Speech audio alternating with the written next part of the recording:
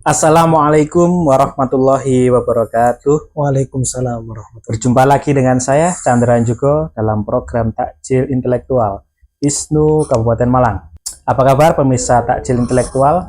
Semoga kita tetap sehat dan dalam lindungan Allah Subhanahu wa taala. Amin amin. Pada kesempatan kali ini kita akan berbincang dengan tema Dai Muda Sarjana NU. Telah hadir bersama saya pada kesempatan kali ini seorang dai muda sarjana NU bernama Gus Lintar Bayu Pratama. Beliau adalah alumni dari Pondok Pesantren An-Nur 2 Al-Murtado Bulawang.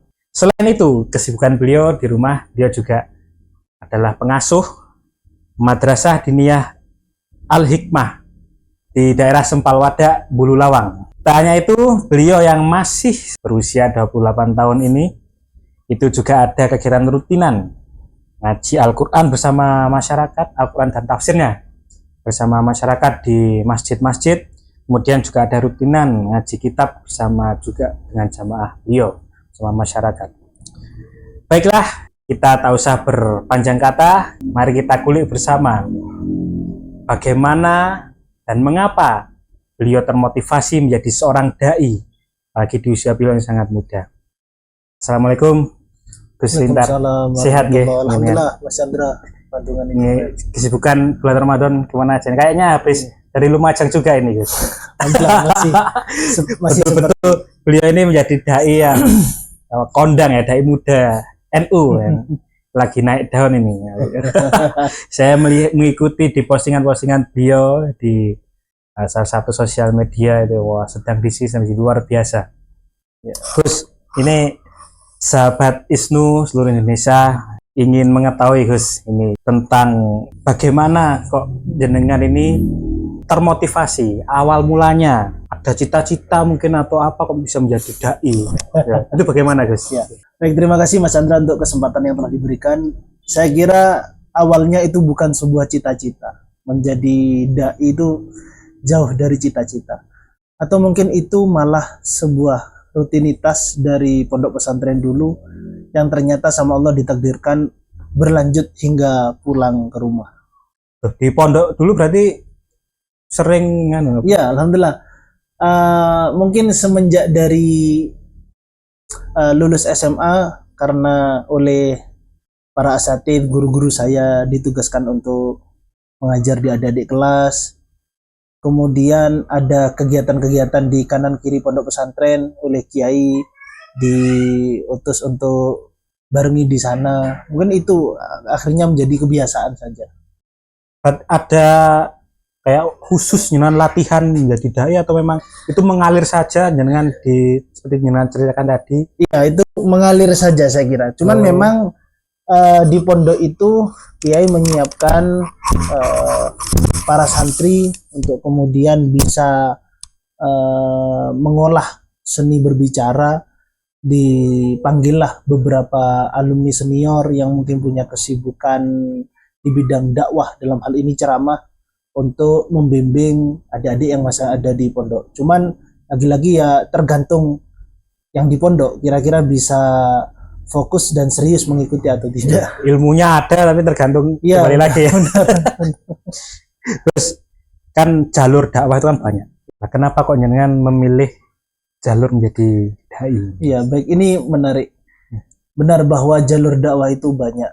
Seperti kalau kita belajar dari para wali songo, tidak melulu melalui ceramah ya. Ya. Tapi memang pertama Mas Chandra, saya besar di pondok pesantren. Besar di pondok pesantren, malah saya dari SD sudah di pondok, usia 9 tahun. Berarti sudah sejak ya, SD itu sudah di kurang pondok? Lebih, separuh lebih umur saya itu habis di pondok pesantren. Kalau sekarang 28, saya di pondok 17 tahun. Masya. Biasanya 6 tahun, 3 tahun sekarang ini sudah ngebet boyong, ini 17 tahun luar biasa. Kemudian kalau jenengan tanya kenapa dari sekian banyaknya media dakwah kok memilih jalan ceramah, mungkin dai ceramah, identik ke ceramah, karena itu bukan suatu kelebihan bagi saya pribadi, itu malah menjadi keterbatasan saya. Mungkin kalau saya bisa beberapa ragam seni mungkin akan melalui jalur yang lain, musik atau apa. Tapi sementara ini masih itu yang bisa. Kalau boleh tahu Gus, yang menginspirasi jenengan itu siapa Gus? Ya, yang menginspirasi saya tidak lain ya guru saya sendiri. Saya punya kiai yang saat ini beliau pemangku Pondok Pesantren Nur 2, Kiai Fathul Bari. Lebih ke saya termotivasi itu karena ucapan beliau, motivasi-motivasi yang senada dengan pola sikapnya, sehingga itu menuntut para santri itu secara tidak langsung kapan saya bisa meniru. Kira-kira tidak hanya dalam berkata-kata, tapi sinkron dengan akhlaknya. Itu menarik sekali. Dan itu saya kira paling efektif kalau yang melakukan itu adalah seorang dai, dalam hal ini ceramah. Dan kalau seniman mungkin bisa tertutupi dengan keseniannya, sehingga mungkin untuk berlaku A atau B itu bisa dimaklumi. Tapi kalau misalkan kita diposisikan jadi seorang dai atau penceramah, itu pola sikapnya mau melenceng sedikit, kayak malu sendiri. Sudah terbatasi dengan kita menyampaikan ini, masa kita mau melanggar sendiri ya. Terus jenengan berarti kan ada terinspirasi dengan Kiai Fathul Bari. Beliau adalah saat ini pengasuh pesantren An-Nur 2 Al-Mubarak. Apakah jenengan juga ada kedekatan khusus dengan beliau? Ya alhamdulillah gini, karena saya di sana mulai SD nih. Yang ngantarkan saya dulu nenek itu setiap kali nyambang atau jenguk di pesantren itu pasti titip ke kiai. Itu bahasanya, Kiai saya titip wis pokok hidup dan matinya cucu saya ini apa kata jenengan. Jadi sudah betul-betul pasrah bongkahan. Terus kalau itu tadi kan dari internal gitu, dari pondok jenengan. Kalau dari sisi eksternalnya Gus, jenengan mungkin pernah terinspirasi jadi dai seperti Kiai A. Iya benar. Coba Gus cerita. Paling tidak saya mengamati sampai detik ini, di zaman yang saya menangi ya, mulai kecil sampai yang beberapa sekarang sudah tidak ada. Itu tiga sosok yang bikin saya terinspirasi ingin meniru. Pertama almarhum Kiai Zainuddin MZ. Beliau itu kalau dai sejuta umat, beliau itu kalau milih diksi, wah sangat indah sekali. Iya, tegas penyampaiannya. Tegas, iya, gak bertele-tele dan padat. Isinya itu padat sekalipun guyon padat. Kemudian ada Kiai Anwar Zahid, beliau kalau nyampaikan itu sistematis, meskipun dibungkus dengan guyon-guyon, kembali lagi bisa runtut. Yang ketiga bertepatan beliau ketua kita sendiri. Saya beberapa kali mengikuti beliau. Pernah ikut beliau juga? Iya, pernah ikut beliau sama supirnya waktu itu. Ya, beliau kalau ngaji itu yang tidak ada pada pribadi dua kiai yang saya sebutkan di awal tadi. Beliau kalau ngaji kan sambil pencak. Sambil atraksi. Mungkin itu yang menjadi salah satu daya tarik, sehingga mendapat tempat khusus di hati masyarakat. Untuk bisa menyampaikan pesan-pesan positif, pesan-pesan baik, itu kan orang bikin nyaman dulu. Bikin nyaman itu pendekatannya yang berbeda, ya kan? Ada yang mungkin lewat kata-katanya yang tersusun rapi, ada yang tingkah polanya yang lucu dan lain sebagainya. Itu yang sampai sekarang saya mencoba untuk mengkolaborasikan. Di mana? Karena setiap dai itu punya ciri khas sendiri. Tidak bisa kita masing-masing ya. 100% saya pernah coba, 100% saya ngaji niru ya Zainuddin MZ gitu ya. Itu kehabisan kata-kata sudah. Tidak bisa. Karena banyak hal yang mau niru sana tidak bisa. Sehingga berupaya untuk mengkolaborasikan segala konsep yang dimiliki beliau-beliau. Kalau menurut Gus Lintar inilah, jadi kan nyambung dengan itu ya. Kalau bekal ini menjadi seorang dai itu, kalau menurut Gus Lintar apa yang harus dipersiapkan? Bekal yang harus dipersiapkan untuk seorang dai, saya kira memang harus menguasai apa yang harus disampaikan. Dengan berbekal 17 tahun di pondok pesantren gitu. Meskipun katakanlah paling jelek 70%-nya saya main tok di sana ya. Jadi paling tidak sambil nekeran gitu, sambil jumpritan denger kakak-kakak senior lalaran Iya. apa Alfiyah, lalaran Amsilatut Tasrif, kemudian keterangan-keterangan. Lah itu secara tidak langsung masuk ke alam bawah sadar sampai ke bawah tidur, itu menjadi rutinitas setiap hari. Nah, itu menjadi bekal kemudian kita rangkumkan dari hasil ngaji sendiri, sehingga kita tahu yang mau disampaikan apa itu kita tahu terlebih dahulu. Lingkungan ya, kalau tadi saya melihat iya, lingkungan benar. ya. Lingkungan itu sangat membentuk Dan sekali. sulit sekali mencari lingkungan yang punya vibes positif. Iya. Bagi 17 tahun di pesantren Iya. luar biasa sekali. Merasa beruntung saya. Terus selama jenengan perjalanan menjadi dai itu mulai dari panggung ke panggung itu mulai tahun berapa Gus? Awal mula. Awal mula dari panggung ke panggung itu kurang lebih tahun 2017. 2017. 18. Ya itu dari Masih ingat ya Gus di mana yang pertama? masih ingat dengan segala suka dukanya. Iya. Apa aja? Ya, ini kemudian ini Mas Chandra menjadi bekal cara menyikapi suatu masalah. Saya pernah ngaji di satu tempat pelosok. Iya. Karena biasa ngaji di pesantren ya, santri nyepak, materi ada, tidak akan kemana-mana. Waktu itu pertama ngisi muslimat, ibu-ibu muslimat sepuh-sepuh di teras rumah, beratapkan terpal, di tengah-tengah ngaji hujan sangat deras. Akhirnya bubar tempat sama bahasa semuanya, dan ini apa yang harus saya lakukan? Nama pertama bingung apa yang harus opa doa nggak bisa. Itu suka duka sih yang saya rasakan. Hujan-hujan, bawa sepeda, kemudian mogok beberapa kali sampai ditunggu jamaah. Karena itu berangkatnya juga dari pesantren. Kita di pesantren kan juga bagi waktu. Oh, saat pertama kali diundang Iya, masih 2011, itu masih di pesantren. Masih di pesantren. Dan alhamdulillah ini yang sangat mendorong penuh adalah kiai kami sendiri. Di pondok kiai itu nimbali saya, Bayu, kamu suka sepeda apa? Malah dikasih fasilitas ya. Waktu itu karena mungkin anak pondok masih belum kenal etnik atau beat ya, bagus ya. Enggak ini gue mau. Saya kasih uang, coba cari kamu beat. Karena saya cari, harganya ternyata di atas budget, kirang ya. Kirang ya. Ya belikan lagi. Sudah dapat sepeda ini ya. Ya sudah. Ini kamu pakai fasilitas untuk mengaji. Jangan dipinjamkan ke siapa-siapa. Untuk kamu dakwah di luar. Alhamdulillah di pondok sudah dikasih fasilitas sama luar biasa dukungan dari pondok sana. Iya, alhamdulillah. Terus sebelum lanjut ngopi dulu.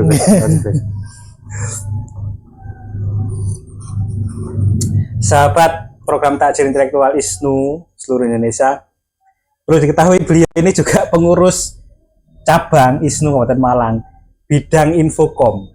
Luar biasa. Jadi secara tidak langsung saya memberikan informasi. Maka sesuai bahwa tema kita pada kesempatan kali ini adalah Dai Muda Sarjana ini karena beliau langsung bidangnya di paling tidak menjadi corongnya ISNU di level yang saya lega. Gus Lintar juga ada kegiatan rutinan ya, mengaji. Saya ngikutin tuh akunnya jenengan itu, wah keren sekali terus ngaji bersama bapak-bapak yang sudah sepuh, terus juga membedah kitab. Nah, ngaji rutinan seperti itulah. Bagaimana cara ngaji itu, jadi ngaji yang asik dan tanpa beban? Kalau menurut Gus Lintar, baik, yang asik dan tanpa beban. Pertama, ngaji itu akan menjadi beban kalau kita belum 100% paham dengan apa yang kita kaji. Jadi kita misal ngaji tematik, tema apa biasanya Rejab gitu ya, Rejab. Orang minta ngaji Rejab atau ngaji karena ada momen wisuda. Yang asik ketika kita menguasai apa yang mau kita sampaikan. Kalau masih separuh-separuh, saya yakin mungkin separuh perjalanan bingung mau nyampaikan apa. Pertama kita paham betul 100%. Yang kedua, karena dai itu mereka orang yang vokal, mulai awal sampai akhir dituntut untuk berbicara, maka yang asik ya harus ngajinya itu dua arah. Kalau ngomong tok saya yakin bosan orang. Harus interaktif, kemudian dicarikan bahan-bahan guyonan yang sesuai. Jadi setiap kali saya ngaji Mas Chandra, saya tanya dulu, ini nanti audiennya siapa? Emak-emak, orang-orang perkotaan atau perdesaan atau mahasiswa atau santri atau apa? Karena guyonannya beda-beda. Betul. Iya, enggak bisa kita samaratakan ke bapak-bapak. Iya, banyak nyambungnya. Iya, benar. Atau ketika kita ngisi di mahasiswa pakai guyonannya emak-emak, enggak nyambung, mereka belum nikah. Belum pernah merasakan langsung kenikmatan dunia. Enggak sama. Dan ini Mas Chandra, saya malah sebelum saya menikah, saya sudah sering alhamdulillah masrahkan manten. Jadi masrahkan manten yang saya sendiri belum pernah dipasrahkan. saya ingat satu momen saya ngaji masrahkan manten, kemudian ada pengajian perihal manten. Di akhir saya bilang, bapak, ibu-ibu, mohon maaf. Dari awal sampai akhir saya menyampaikan mungkin enak karena ini adalah materi kajian tentang pernikahan. Tapi mohon maaf ternyata jenengan dari awal tadi saya prank. Kenapa? Mungkin ngajinya enak dan asik, tapi sebenarnya saya sendiri belum tahu bagaimana rasanya. Saya belum tahu enaknya itu gimana. Dan itu kemudian saya turun, kecewa, ndak jika saya serius. Tapi setelah turun ada bapak-bapak ke saya, di belakangnya ada anaknya perempuan. Ya, betul. Ini anak saya belum nikah.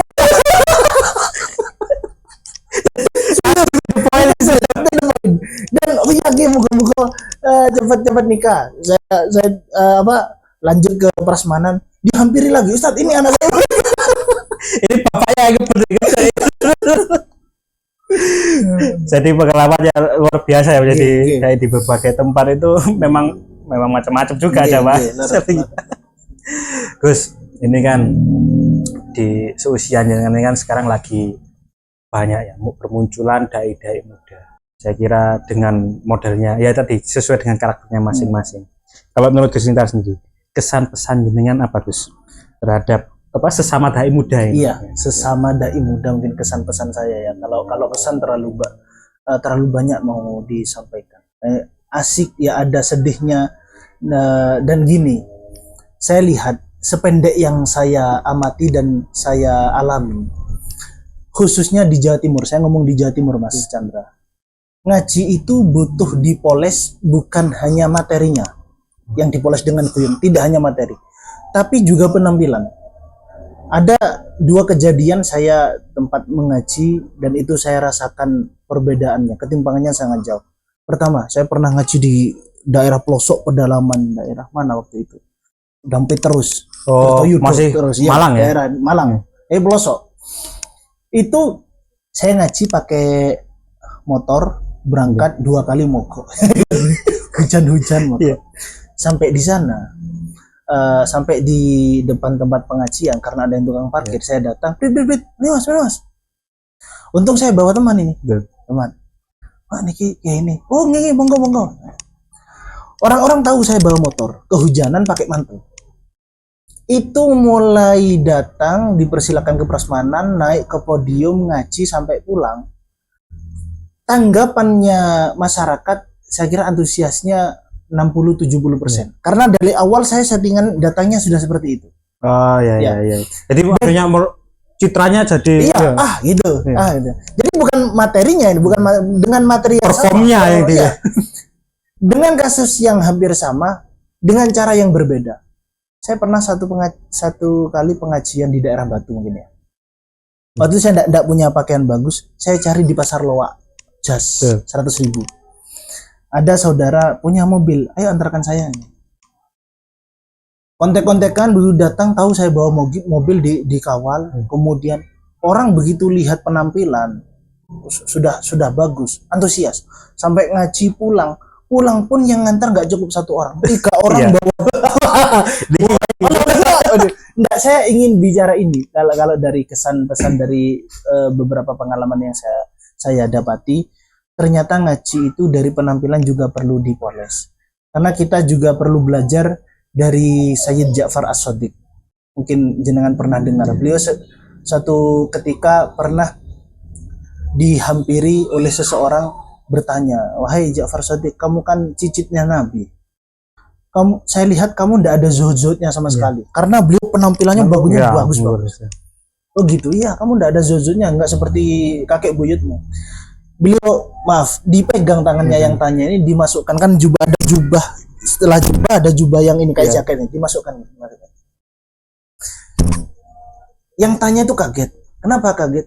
Ternyata yang di dalam tidak lebih bagus dan halus dari tampilan yang di luar. Mungkin di luar tampak seperti kain sutra, di dalam tak lebih bagus dari kain goni kalau sekarang. Kain goni. Ya, kain goni. Kenapa kamu lakukan? Iya. Kalau yang di dalam itu bagi saya cukup. Yang di luar ini untuk orang-orang. Biar orang mengira saya sudah tidak butuh mereka. Wah, ini yang luar biasa. Ini kan sebenarnya konsep zuhud yang sesungguhnya. Bukan kok tidak kita berpenampilan melas gitu kiri gitu. Enggak. Iya, kalau untuk saya pribadi kata beliau, saya cukup ini. Ini untuk konsumsi publik, untuk konsumsi manusia. Karena ternyata betul orang melihat tampilannya seorang kiai atau tokoh kok kurang meyakinkan. Yang disampaikan itu mungkin mentah semua. Walah, tampilanmu. Jadi pesan guru-guru kita itu, santriku haram ketok melarat. Paling enggak masih gak duit rokokane minimal kudu Surya atau Samsung. Gitu. Kadang hal-hal seperti itu sebenarnya bukan untuk bukan untuk kita memperindah tampilan, bukan. Sebenarnya untuk menghormati ilmu itu sendiri. Iya, benar, untuk menghormati ilmu. Karena memang demikian. Beda halnya dengan karakter orang di Jawa Tengah misalkan ya. Kita tahu sekarang ulama fenomenal semacam Gus Baha. Gus Baha itu kemana-mana naik bis atau ojek gitu. Pakaiannya cuma hem putih. Karena di Jawa Tengah itu masyarakatnya lebih menghargai keilmuannya, bukan hartanya. Kalau di Jawa Timur, Mas Endar, misal orang satu tokoh ngasih ijazah ya, paringi ijazah waqiah, cek nopo kecukupan. Wong sampeyan urip koyo ngono kadang ke ijazah. Jadi sebenarnya cara tidak langsung ketika kita berpenampilan baik, memuliakan ilmu yang mau kita sampaikan, itu cara tidak langsung kita memaksimalkan ilmu yang mau kita sampaikan. Artinya memaksimalkan itu kita adakan upaya bagaimana caranya bisa diterima dengan baik. Luar biasa, ini sharing seputar dunia dakwah dan dai muda bersama Gus Lintar Bayu. Gus, apa yang mau dilakukan setelah ini, Gus? Setelah pengalaman jenengan yang banyak tadi, apa yang langkah akan nanti? Gini, karena saya merasa masih sangat muda. Tadi untuk saat ini mungkin ini akan bisa diputar 10-20 tahun yang akan datang rekaman ini. Saat ini usia saya tadi sampean sebutkan 28 tahun. Sebelum saya menyampaikan apa yang mau saya lakukan setelah ini, gini Mas Ender. Karena saya tadi dibilang dai muda. Muda itu dari segi usia, kemudian penampilan, fisik dan lain sebagainya.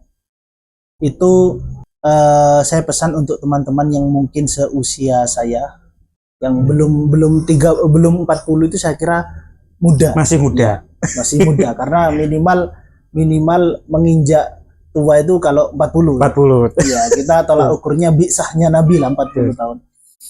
Itu semua harus ditopang. Keilmuan itu semuanya harus didukung dengan perangkat-perangkat semaksimal mungkin. Saya seperti wajah ini. Kalau saya ngaji ke bapak-bapak, ibu-ibu, itu misal bersih, wajah itu bersih, nggak ada jenggot, nggak ada apa. Itu kurang berwibawa. kurang mantap enggak ya?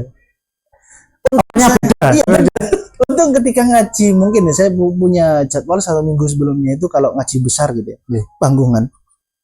Ini saya biarkan, enggak saya cukur. Jadi beruntung sekali saya punya aksesoris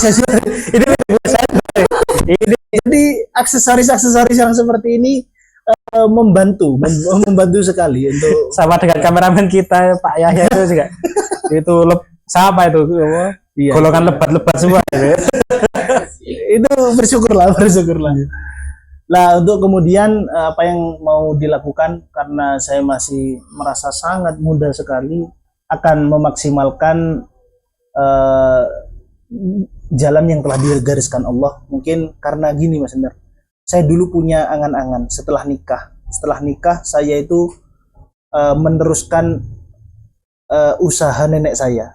Di pedesaan itu beliau jualan kue basah, Kue basah. kucur, undi-undi. Yeah.